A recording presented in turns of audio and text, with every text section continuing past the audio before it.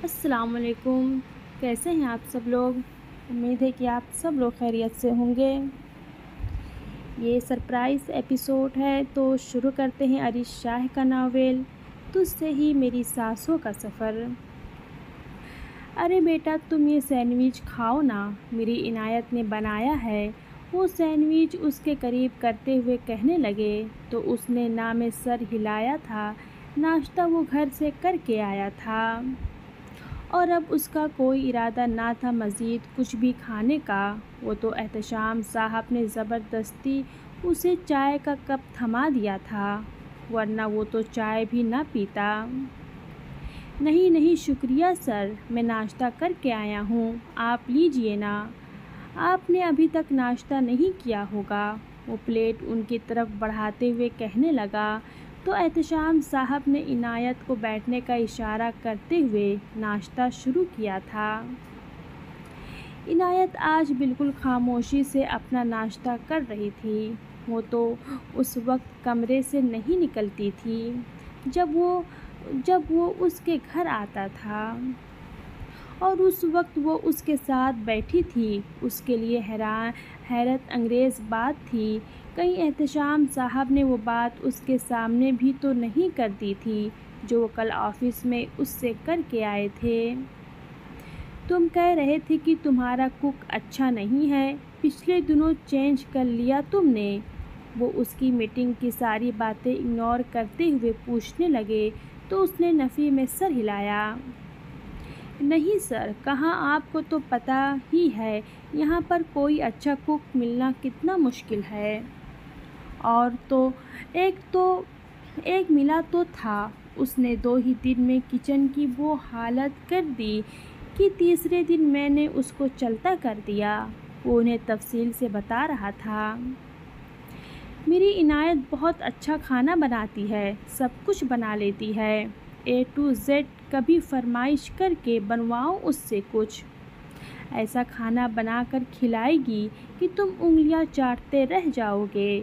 بابا نے عنایت کی طرف دیکھتے ہوئے اس کی تعریف کی تھی، جبکہ وہ انہیں گھور کر رہ گئی۔ اب اس کے اتنے برے دن آ گئے تھے کہ بابا زبردستی اس کے سامنے اس کی تعریف کر رہے تھے۔ نہیں نہیں سر، اس کی ضرورت نہیں ہے، ویسے بھی وہ گھر کے نزدیک جو ہوٹل ہے وہاں سے اچھا کھانا مل جاتا ہے، گزارا ہو رہا ہے میرا۔ اگر ضرورت پڑی تو کسی اچھے کک کے لیے آن لائن ایڈ دوں گا، فی الحال جو جیسا چل رہا ہے ویسا چلنے دیجیے، ویسے بھی اب گھر کا کھانا اتنے دور تو ملنے سے رہا۔ ہاں یہ بات تو ہے، لیکن تم ایسا کرنا کہ کل شام کھانا یہیں پر کھانا، عنایت خود اپنے ہاتھوں سے کھانا بنائے گی تمہارے لیے، اور یقیناً تم میرے بات سے اتفاق کرو گے، میری عنایت الگ ہی لیول کا کھانا بناتی ہے۔ وہ یقین سے کہہ رہے تھے، جبکہ ان کی اتنے خلوص سے بلانے پر وہ انکار نہ کر سکا۔ جی سر، میں ضرور آؤں گا، وہ مسکراتے ہوئے بولا تو عنایت نے پریشانی سے سر پکڑ لیا۔ اب بابا نے اسے کل رات تک تنگ کرنا تھا اچھا کھانا بنانے کے چکر میں۔ یہ سچ تھا کہ وہ بہت اچھا کھانا بناتی تھی اور کمال کی کک تھی، لیکن اس کے باوجود بھی وہ موڑی تھی، اپنی مرضی سے ہی کھانا بنانا پسند کرتی تھی، لیکن بابا کے اس چہیتے کے لیے اب اسے کھانا بنانا پڑے گا۔ سفر کیا شروع ہوا تھا، سب لوگ آزاد ہو گئے تھے، ہر طرح کی ٹینشن ختم ہو چکی تھی، اور دادا جان تو سب کے ساتھ ایسے ہی تھے جیسے ان کے ہم عمر ہوں۔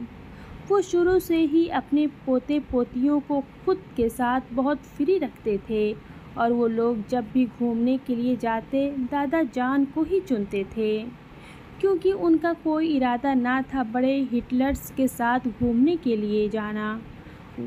وہ لوگ تو ہر بات پر روک ٹوک کرتے تھے، لیکن دادا جان کی تو کمپنی کا الگ ہی مزہ تھا۔ دادا جان کو پتہ تھا ان کے پوتے پوتیوں کو کیا پسند ہے اور کیا پسند نہیں۔ پورب دادا جان کی گاڑی میں تھی، اسی گاڑی میں مزمل بھی تھا، کیونکہ باقی سب لوگ اس کی ٹانگ کھینچتے تھے، جبکہ اس گاڑی کو ڈرائیو حارث کر رہا تھا۔ حارث نے نہ جانے شریان سے کس چیز کا بدلہ لیا تھا کہ اس کی منتیں کرنے کے باوجود بھی وہ اپنی گاڑی ڈرائیو کر رہا تھا، جبکہ دوسری گاڑی میں شریان کے ساتھ سارا، عالیہ اور عروج تھی۔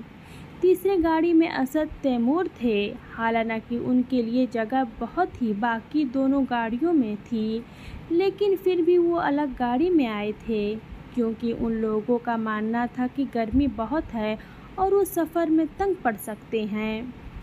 اور پھر وہاں جا کر دادا جان سے چھپ چھپا کر وہ کہیں پر بھی گھومنے کے لیے جانا پڑ گیا، اور ویسے بھی ان کا سگریٹ پینے کا پلان تو آدھی رات کے بعد بنتا تھا۔ دادا جان خود بھی چھپ چھپا کر سگریٹ پیتے تھے، لیکن اس معاملے میں وہ پوتوں پر ذرا سختی کرتے تھے۔ حالانکہ ان میں سے کوئی بھی سگریٹ نوشی کرنے کا عادی نہیں تھا سوائے تیمور کے، باقی سب تو صرف شوقیہ تیمور کے ساتھ سٹہ لگاتے تھے اور مزمل بیٹھ کر توبہ توبہ کرتا تھا، لیکن وہ اسے ہر حال میں اپنے ساتھ لے کر جاتے تھے تاکہ بعد میں وہ اگر کبھی بھی ان کی کوئی چغلی وغیرہ کرے تو یہ سب مل کر اسے بھی ساتھ میں گنہگار ثابت کر سکیں۔ حالانکہ شریان نے تو زبردستی اس کے ہاتھ میں سگریٹ تھما کر اس کی تصویر بھی بنا رکھی تھی تاکہ اگر یہ راز کھلے تو وہ کہیں بچ نہ جائے۔ شریان کی گاڑی دادا جان کی گاڑی کے بالکل ساتھ ساتھ ہی تھی، کیونکہ اس گاڑی میں حرت تھی جس کا سارا دھیان اپنی بلی کی طرف ہی تھا۔ آج تو وہ مزمل کو بھی لفٹ نہیں کروا رہی تھی، لیکن شریان نے تو صرف اسے دیکھنا ہی تھا نا۔ شریان بھائی بس کر دے، کہیں حرت کے دیدار کے چکر میں ہم لوگوں کو اوپر مت پہنچا دینا، عروج نے پیچھے سے کہا تو اس نے حیرانگی سے اس کی طرف دیکھا۔ تمہیں کس نے بتایا اس بارے میں؟ اس نے ایک نظر سارا کو دیکھ کر عالیہ کو بھی گھورا تھا، کیونکہ وہ جانتا تھا کہ حرت کی پیٹ میں بات رکی نہیں ہوگی اور وہ سارا کے کانوں تک پہنچا چکی ہوگی۔ اور حارث تو تھا ہی خبر، جب تک وہ عالیہ کے گوش گزار خبر نہ کر دے تب تک اسے سکون کہاں ملتا تھا، اس کا کھانا کہاں ہضم ہوتا تھا۔ لیکن عروج تک بات کیسے گئی تھی؟ یقیناً انہی دونوں چمچیوں نے بتائی ہوگی۔ دیکھو تم لوگ اپنے بڑے بھائی سے اس طرح سے بات نہیں کر سکتی، اور تم اپنے چھوٹے بھائی سے۔ سارا کے گھورنے پر اس نے اس کی طرف دیکھتے ہوئے بات کو درست کیا تھا۔ ہم ایسے بھی بات کر سکتے ہیں اور ویسے بھی بات کر سکتے ہیں، اور ہم کریں گے بھی۔ جناب آپ کے ذہن میں خیال آیا کیسے؟ مطلب حرت، وہ تو معصوم بچی۔ دیکھو میں تم لوگوں سے اس بارے میں کوئی بات نہیں کرنا چاہتا، اور بہتر ہوگا کہ تم لوگ بھی اپنے منہ بند رکھو۔ لیکن ایسا بھی کیا دیکھ لیا ہے تم نے حرت میں کہ اس کے لیے پاگل ہو رہے ہو؟ سارا نے جواب مانگا تھا۔ وہ جاننا چاہتی تھی آخر حرت ہی کیوں؟ بس وہ کیا؟ اس کے چپ ہونے پر سارا مزید برہم ہوئی۔ بس وہ جان ہے میری، نہیں رہ سکتا میں اس کے بنا، آج کل سے نہیں ہمیشہ سے، جب سے وہ پیدا ہوئی ہے تب سے۔ مجھے خود بھی نہیں پتا کہ کب کیسے میں اس سے محبت کر بیٹھا، لیکن اتنا جانتا ہوں کہ اگر حرت نہیں تو پھر کوئی بھی نہیں۔ میرے لیے محبت کا مطلب حرت ہے۔ میں بھی جانتا ہوں وہ چھوٹی ہے، نادان ہے، سمجھ کچھ بھی نہیں سکتی، لیکن میں کون سا ابھی فوراً شادی کی بات کر رہا ہوں؟ میں اس کے لیے 100 سال بھی انتظار کر سکتا ہوں۔ وہ بولتے بولتے اپنا لہجہ نرم کر گیا تھا۔ حرت کا ذکر ہی اس کے اندر سکون بھر دیتا تھا۔ سارا خاموش ہو گئی تھی، جبکہ عالیہ کے لبوں پر مسکراہٹ تھی، اور عروج تو بے ہوش ہونے کے قریب تھی۔ شریان جو اپنی زندگی کے کسی معاملے میں سیریس نہیں تھا، یہاں آ کر سیریس ہو چکا تھا۔ दादा जान यहाँ गाड़ी रोकें, हमने तस्वीरें बनानी है। वो लोग एक बहुत बड़ी पहाड़ी से नीचे की तरफ उतर रहे थे जब खुर्रम ने कहा, हाँ ये जगह काफ़ी खूबसूरत है लेकिन ये काफ़ी ख़तरनाक भी है, इसलिए हम यहाँ पर तस्वीर नहीं बनाएंगे, थोड़ा नीचे जाकर बनाएंगे। ये पहाड़ बहुत ऊंचाई पर है और ख़तरनाक भी है, यहाँ से गाड़ी भी बहुत मुश्किल से ड्राइव कर पा रहा हूँ मैं, हारिस ने उसे समझाते हुए कहा था। अरे नहीं, ये जगह इतनी प्यारी है, मुझे यहीं पर तस्वीरें बनानी है, दादा जान कहे ना। अब वो दादा जान की तरफ देखते हुए बोली तो उसकी मासूम शक्ल पर उन्होंने हारिस को रुकने के लिए कह दिया था। दादा जान, आपकी झूठ का नतीजा है। वो ड्राइविंग सीट खोलते हुए बाहर निकला था जहाँ वो भी निकल रही थी। अपनी इस बिल्ली को अंदर ही रहने दो, क्योंकि तुम्हारी किसी भी तस्वीर में अगर ताया जान की निगाह उस बिल्ली पर चली गई ना तो हम सबकी क्लास लग जाएगी। वो बिल्ली लिए बाहर आ रही थी जब हारिस ने उसे समझाने वाले अंदाज में कहा। उसका मूड ख़राब होने लगा था, वो अपनी बिल्ली के लिए ही तो तस्वीर बनाना चाहती थी। हाँ तो तुम्हारे ताया अब्बू को हम वही तस्वीरें दिखाएंगे जिसमें हुर्रम की बिल्ली नहीं होगी, वह तस्वीरें दिखाएंगे ही नहीं जिसमें हुर्रम के साथ ये बिल्ली है। बिल्ली की तस्वीरें हम अलग से बनाएंगे। दादा जान ने मसले का हल निकालते हुए उसे खुश किया था, जबकि मुज़म्मिल कैमरा लिए उनके पीछे पीछे आ रहा था। पीछे ही बाकी दोनों गाड़ियां भी आ चुकी थी। अरे और कोई जगह नहीं मिली थी आप लोगों को तस्वीरें बनाने की, अब यहाँ पर हम कैसे चलेंगे? आलिया पत्थरों से भरी सड़क को देखते हुए कहने लगी, क्योंकि उन तीनों ने हिल्स पहन रखी थी। आपकी मदद करने के लिए मैं हूँ ना। हारिस वापस आते हुए आलिया का हाथ थाम चुका था। जब असद और शहरियान ने उसे एक साइड पर करते हुए आलिया को अपने हिसार में लिया था, बेचारा भूल चुका था कि यहाँ पर उसके ताया अब्बा ना सही लेकिन उसके 4 भाई हर वक्त मौजूद होंगे अपनी बहन की हिफाजत करने के लिए। वो तो हारिस को उसके पास भी नहीं भटकने देंगे। तुम्हें भी मदद की ज़रूरत है, असद ने सारा की तरफ देखते हुए कहा, जो अपने जूते उतार रही थी। उसके नफ़ी में सर हिलाने पर वो आगे बढ़ गया था, जबकि उरूज तैमूर के साथ आहिस्ता आहिस्ता चलती आगे जा रही थी। बाबा क्या हो गया है आपको, क्यों बार बार किचन के चक्कर लगा रहे हैं? मैं खाना बना तो रही हूँ, जब बन जाएगा मैं आपको बुला लूँगी। वो अपनी 2 हेल्पर्स के साथ मिलकर न जाने कितनी डिशेस तैयार कर चुकी थी। बाबा ने तो खाने पर इनवाइट करके उसे जैसे किसी शाही डिनर पर इनवाइट कर लिया था। वो काफ़ी कुछ बना चुकी थी, लेकिन बाबा के मुताबिक ये चीज़ें कम थी, क्योंकि बेचारे को इतने अरसे के बाद घर का खाना मिल रहा था। तो बाबा का बस चलता तो वो सारी दुनिया की डिशेस लाकर उसके सामने रख दें। 8 डिशेस वो बना चुकी थी, अब काफ़ी थक भी चुकी थी, लेकिन बाबा ने तो हर लिहाज से अपनी बेटी को उसके सामने परफेक्ट साबित करना था। बाबा आप ये सब क्यों कर रहे हैं, बताएं ज़रा मुझे। क्या उसने आपके सामने ये शर्त रखी है कि वो मुझसे इस कंडीशन पे शादी करेगा, जब मैं अच्छा खाना बनाऊंगी? वो अपने बाप को देखते हुए पूछने लगी थी। उसका बाप कभी उस पर इतना जुल्म नहीं करता था जितना आज कर रहा था। नहीं, उसने कहा है कि वो फ़िलहाल शादी ही नहीं करना चाहता, किसी तरह के चक्कर में पड़ना ही नहीं चाहता, वो शादी के बारे में सोचना भी नहीं चाहता।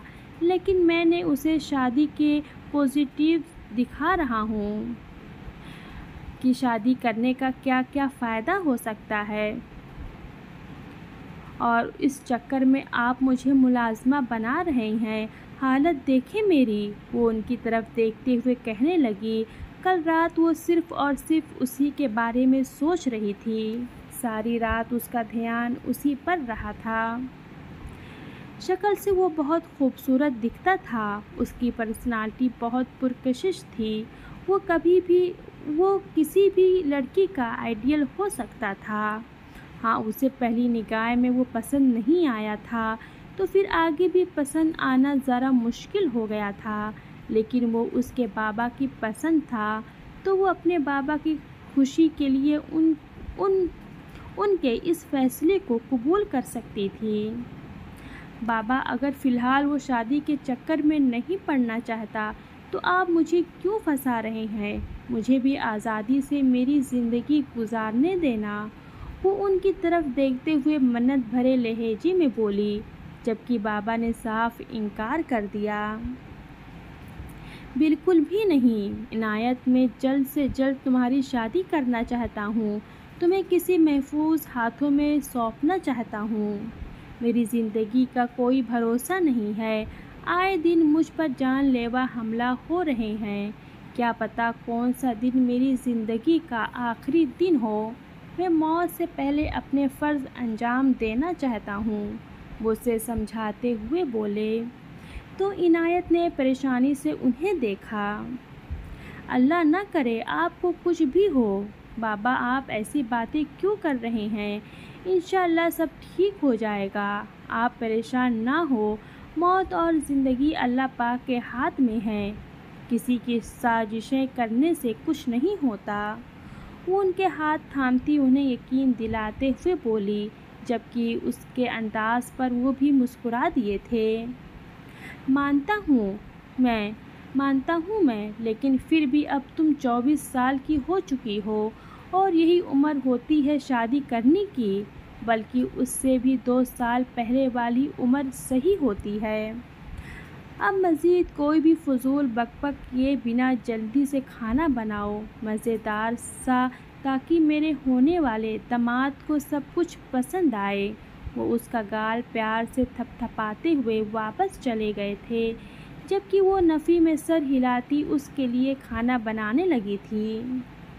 بابا، آپ نے تو شادی سے پہلے ہی مجھے اس کی ملازمہ بنا دیا ہے۔ ایک بار پھر سے اپنے کام میں مصروف ہوتے وہ بابا سے مخاطب تھی۔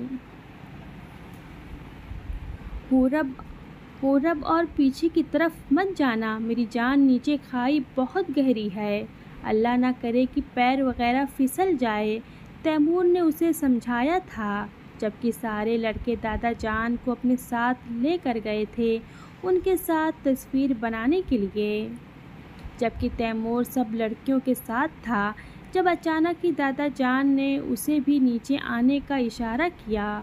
وہ ہورب کو ایک طرف کرتے ہوئے کہنے لگا، جو بار بار جھانک کر کھائی کی گہرائی کو دیکھنے کی کوشش کر رہی تھی۔ ہورب، مت جاؤ نا اس طرف، ابھی تیمور بھائی منع کر کے گئے ہیں، ادھر آؤ، سارا نے غصے سے اس کی طرف دیکھتے ہوئے کہا تھا، جس پر وہ منہ بناتی فوراً ہی اس کی طرف آنے لگی تھی، جب اچانک ہی اس کا پیر پھسلا اور اس کی بلی ایک لمحے میں ہی ٹوکری سمیت کھائی کی طرف گرنے لگی۔ شاید وہ بھی سمجھ گئی تھی کہ اس کے ساتھ کیا ہونے والا ہے، تبھی ہاتھ پیر چلاتے ہوئے اس نے وہیں ایک پتھر کا سہارا لیا اور تھوڑا سا نیچے جا کر رک گئی۔ اللہ جی، میری کیٹی، وہ اپنے ڈگمگاتے ہوئے قدم اپنی بلی کی طرف بڑھانے لگی، جو کھائی سے تھوڑا نیچے کی طرف پتھر پر بیٹھی میاؤں میاؤں کر رہی تھی۔ ہورب، پاگل ہو گئی ہو کیا؟ ادھر آؤ، تمہارا دماغ تو خراب نہیں ہو گیا؟ اس کے پیر پھسلنے پر سارا گھبرا کر اٹھ گئی تھی، جبکہ اس کے چلانے پر بھی وہ پیچھے نہ ہٹتے ہوئے اپنی بلی کے لیے نیچے کی طرف ہاتھ بڑھانے لگی تھی۔ وہ کھائی کی طرف جھکی ہوئی تھی، جبکہ لڑکے بھی شور سن چکے تھے۔ اسے کھائی کی طرف جھک کر دیکھ شہریان اور تیمور دونوں ہی نیچے کی طرف بھاگے تھے۔ کیا کر رہی ہو تم؟ اوپر آؤ ہو رب۔ جب تک وہ بھاگ کر اس کے پاس پہنچتے وہ مزید نیچے ہوتے ہوئے اچانک ہی پھسلی تھی۔ اس کی چیخ ہر طرف پہاڑیوں میں گونجی تھی، جبکہ اس کی چیخوں کے ساتھ کئی اور چیخیں بھی بلند ہوئی تھیں۔ ہر طرف افراتفری مچ چکی تھی۔ ان کی بلند چیخیں پہاڑوں کو ہلا کر رکھ گئی تھی اور ان چیخوں کے ساتھ ہی سب لوگ گھبرا گئے تھے، جبکہ شہریار کی تو جیسے سانسیں ہی تھمنے لگی تھیں، اس کا دل بند ہونے لگا تھا۔ اللہ حافظ۔